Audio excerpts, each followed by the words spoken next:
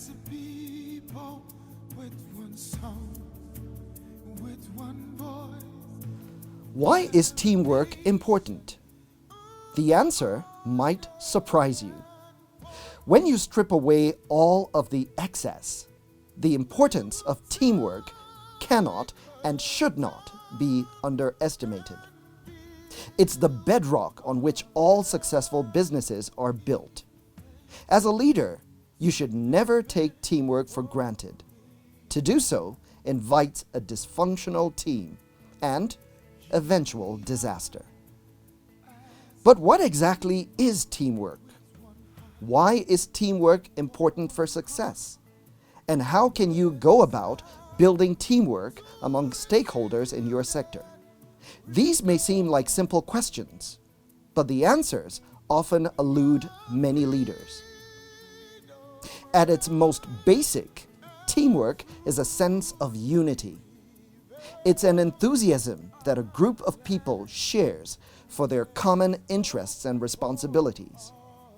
But delve deeper, and you'll soon see that teamwork is a bonding agent and a lubrication of sorts. Teamwork brings people together. That is the bonding agent. And it motivates them to rely on one another to get things done. Teamwork also makes progress easier. That's the lubrication. It allows the group to overcome obstacles that would have challenged an individual. Without teamwork, none of that would be possible. The Tertiary Education Trust Fund is working hard to ensure that it maintains and sustains cooperation with its beneficiary institutions, because the fund believes it is the best way to ensure synergy for active implementation of its interventions. These are the chronicles of the journey to institutionalize research and development in Nigeria.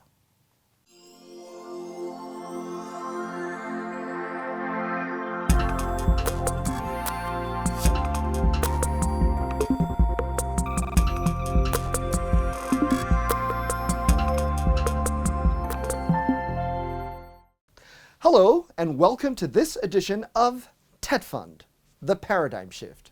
I am Stanley Bentu.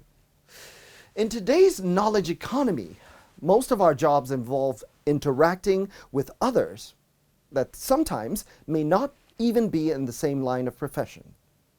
The need for effective teamwork is critical for any organization.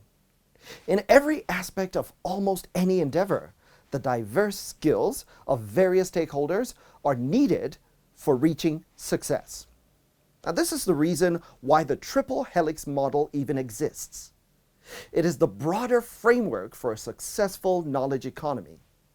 Now, simply put, the triple helix model was developed to explain the dynamic interactions between the academia, industry, and the government to foster entrepreneurship, innovation, and economic growth in a knowledge-based economy. Within the sub-levels of this model, that is when you're spotlighting the academia, the partnerships between TETFund and its beneficiary institutions, as well as TETFund and the regulatory agencies of the institutions, must be smooth and operate like a well-oiled machine, especially if Nigeria hopes to break out and become a dominant research-driven economy. Architect Sonia Chono, the Executive Secretary of TETFund, tells us more. The institutions that bring them together, the structure, what we call the institutional framework for achieving that objective, are the supervisory agencies. So that's why we have NUC for universities, we have NBTE for our polytechnics, and the National Commission for Colleges of Education, as well as the ministry sitting on top of that. Then we also have inter-agencies, like JAMP, for example, that cuts across all three. The policy framework is simple. Pre-production of manpower is a chain. And you should start with, what are the needs of the national economy? How many people are we serving? We have a population of 200 million. Fine. You deaggregate this population to the sectors that they each belong. and the roles that each players play. Some will apply to the entire population, like food. Everybody eats. Like in the health sector, we all fall sick and we need doctors and nurses. But you should be able to determine for an economy of 200 million people, how many doctors should we have? What is the doctor-patient ratio? We have international standards. When you determine that, you will ask yourself, how many are we producing? How many institutions are producing them? How many are we producing each year? How many are coming in from outside, the other institutions from other countries? How many of the ones we are producing are we losing to other countries that are offering them other conditions that are attractive, that we have this brain drain happening? So how many are left? That tells you what we describe as the skills gap.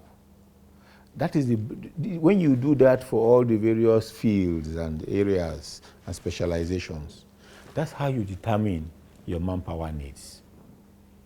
It is also that those manpower needs that guide the policies around it, the priorities that we attach to each segment.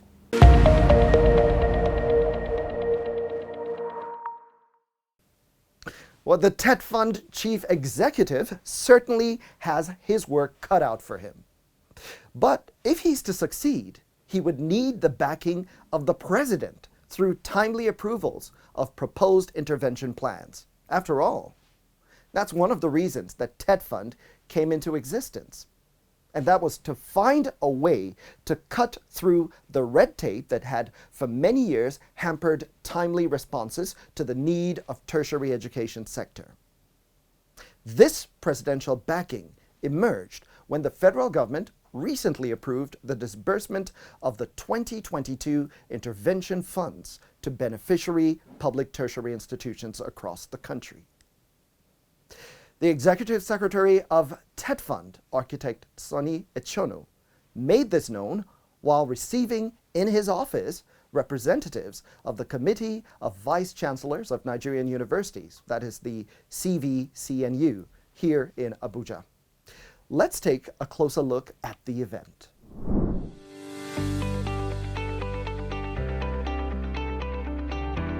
There were smiles all about at the corporate headquarters of TETFund on the 5th of May 2022, when a delegation from the Committee of Vice Chancellors of Nigerian Universities came calling.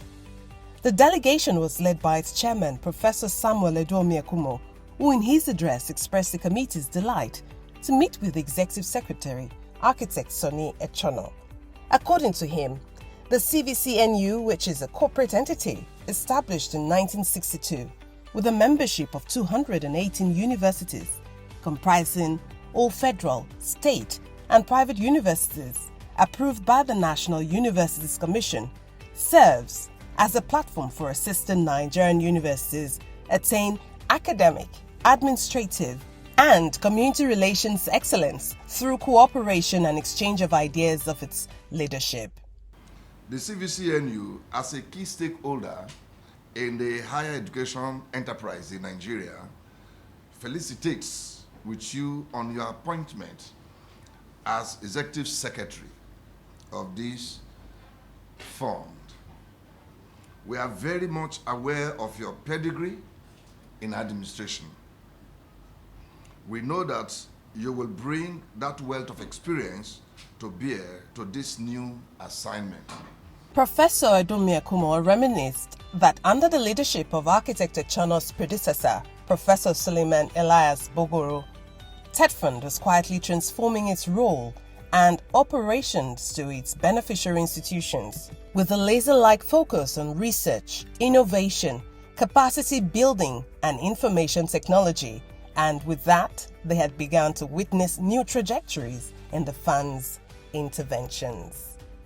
He believes that Sonny Echono, as a key factor on the board of TETFund during that period, and now its team leader, will continue on that trajectory.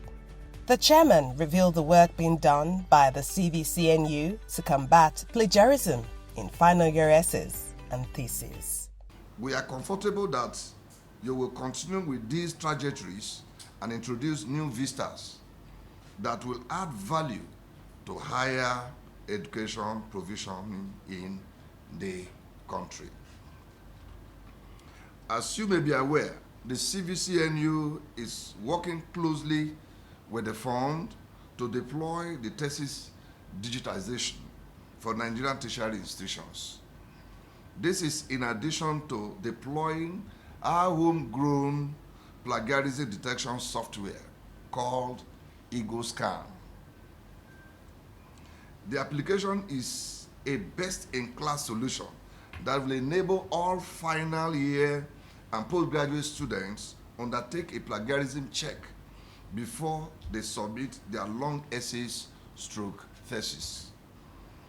Deployed by a team of software engineers from 6 public and private universities in Nigeria. EgoScan plugs into several local research repositories and offers 14 features, including local language support, that make it stand out against local and international competitors. The fund support for both projects is a significant turning point in the efforts to develop a national academic research repository. The CVCNU General Assembly, through the delegation, approached the Executive Secretary with the following appeals. 1. To request a review of the funding support to beneficiary institutions to access Tier 1 journals and repositories for the improvement of research capabilities of staff and students. 2. To help build the capacity of academic staff for generating content, especially video and 3-dimensional images, to support teaching and learning. 3. Professional certifications in current IT platforms such as cloud computing, front-end development, cybersecurity, and data visualization. 4. To work with universities and the NUC to implement a learner's analytics or educational performance data aggregation project that will use artificial intelligence to slice and dice academic performance at all levels. 5. To champion planned distributed ledger, artificial intelligence, augmented reality, and quantum computing DARK 4000 project, which seeks to galvanize support for the training of 4,000 Nigerians in dark technologies. The plan is to train a minimum of 500 MSc and PhD students in each of the cocktails over the next 5 years to develop a strong talent pool that will drive research, innovation, and adoption of dark solutions for the country. 6. To support a medical mobility and exchange program for health sciences between Nigerian universities and their counterparts in Egypt. The program is being anchored by the North Africa Regional Office of the Association of African Universities and supported by the government of Egypt. It will facilitate the exchange of staff, students, and teaching and learning support in the health sciences. 7. Consider a university's asset valuation project that sees the universities as an essential form of investment by the federal and state government, which has grown to over 106 institutions since 1960. Responding to the chairman, the Executive Secretary of TETFund, Architect Sonia Chano, said the fund considers the committee a key stakeholder, especially in the efforts to leverage on ICT. And that's why we are very proud that we are collaborating with you in our current review efforts, particularly in the area of leveraging on ICT to improve the delivery systems for curricula in our universities. We pledge to not only continue but to expand this collaboration between TETFund and the CVC, and to assure you that going forward, we'll continue to sustain the ongoing reforms in the sector with increased emphasis on the content component of our interventions, particularly in the areas of research, in the areas of ICT, and in the areas of encouraging a reading culture in our society through the publication of books. We have existing partnerships, both with you and other bodies, to promote publications, and in particular, having regards to the digitization of thesis, that we have a particular specific collaboration or partnership with you.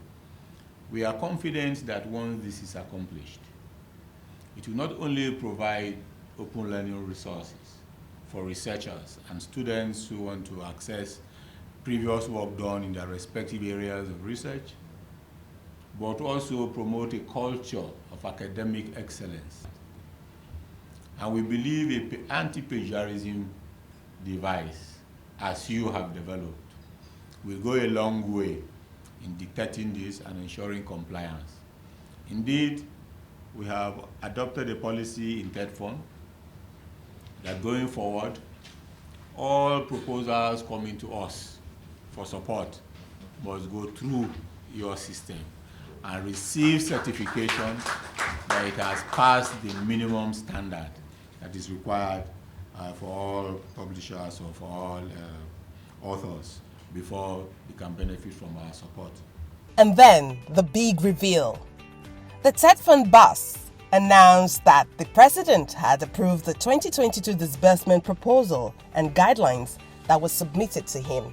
Architect Echono said a meeting has been scheduled for the following week with the representatives of the benefiting institutions to discuss further on the proposed reforms that have been approved for implementation ahead of the financial disbursement. He assured Vice Chancellors of the fund's commitment to sustain the ongoing reforms in the sector with increased emphasis on the content of its interventions, particularly in the areas of research, ICT, and book publications. This approval is significant as it signals the beginning of the next round of interventions for TETFund. Nigeria has many comparative advantages that the nation can explore. The geographical location, youthful and energetic population, and the quality of human capital uniquely positions the country to develop new ideas and technologies. TETFund, through its intervention, stands willing to play its part.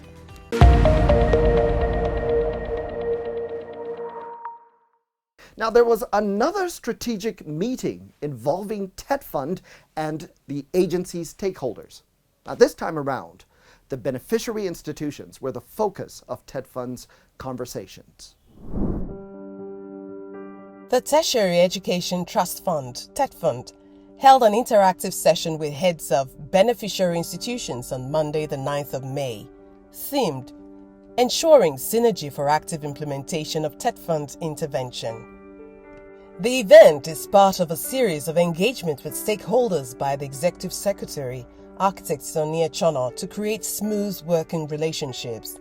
Architect Echono emphasized TETFund's desire to develop human capital.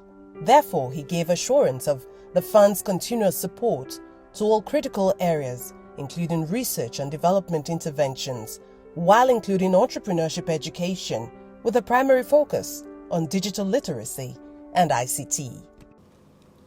The enormous task of repositioning the tertiary education sector for sustained relevance is a collective one, and it requires that we work in harmony and synergy to achieve the desired national objective of meeting our human capital needs through a robust and high-quality higher education sector. This synergy, which is an aggregation of multiple resources that provide greater value, cooperation, and teamwork, we require that we bring on board our collective experiences and expertise towards finding solutions to specific national problems and goals. Upon assumption of office, I received briefings and presentations from all the departments of the fund on the status of their various activities. This was to enable me to assess the level of progress and to see if there are issues that needed to be addressed urgently. One of our primary areas of focus is digital literacy and the development and deployment of information and communication technology including ubiquitous broadband and data connectivity and access to our institutions to enhance our ICT capabilities. The Executive Secretary of the National Universities Commission, Professor Abubakar Rashid, while congratulating the Executive Secretary of TETFund, however, pointed out that inflation had adversely affected the value of the amount approved for the beneficiaries, and as such, creative thinking was necessary. The inflation or the valuation, the amount being given to the institutions is not currently as valuable as it used to be. So, which is why it will require a new thinking. And that's why I think we are very, very happy because architect HNO, the ES, is a sound manager of men, money, and materials. And he is certainly going to achieve a lot with our own support and cooperation. Professor Polinius Okwele, the Executive Secretary of the National Commission for Colleges of Education, in his goodwill message, cautioned the heads of beneficiary institutions to ensure that the funds were wisely utilized. I want to tell our various heads of institutions that they have roles to play judiciously, how to monitor the activities going on in your schools, and see that the mega fund will be told that what we are even getting this year is less than last year, to ensure that the mega fund is well used. Check abuses so that all of us as partners in the progress of education in this country can at the end sit back and say to God be the glory, be able to do what we are asked to do. In his remarks, the Permanent Secretary of the Ministry of Education, David Adejo Andrew, said the event not only ensures synergy for effective implementation of TETFund intervention, but also serves as a forum to jointly confront the challenges facing public tertiary institutions in the country. We would all agree that if there has been greater synergy between everybody involved in the university community, the present impasse between the federal government and university-based unions wouldn't have gotten to this stage. And at this point, it is important that I express the Minister's appreciation to the polytechnics and colleges of education-based unions for maintaining industrial peace. We are not taking that for granted, and government is making sure that that industrial peace remains and the university-based unions return to work. The Executive Secretary went on to give a breakdown of the approved intervention plan of TETFund for the year 2022.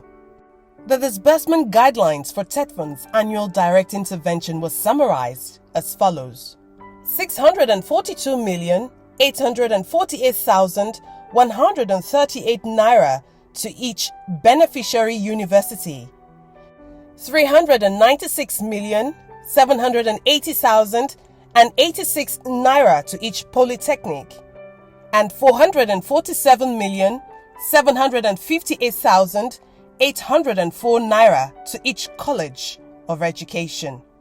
Letters of allocation for annual direct interventions were then allocated to the beneficiaries.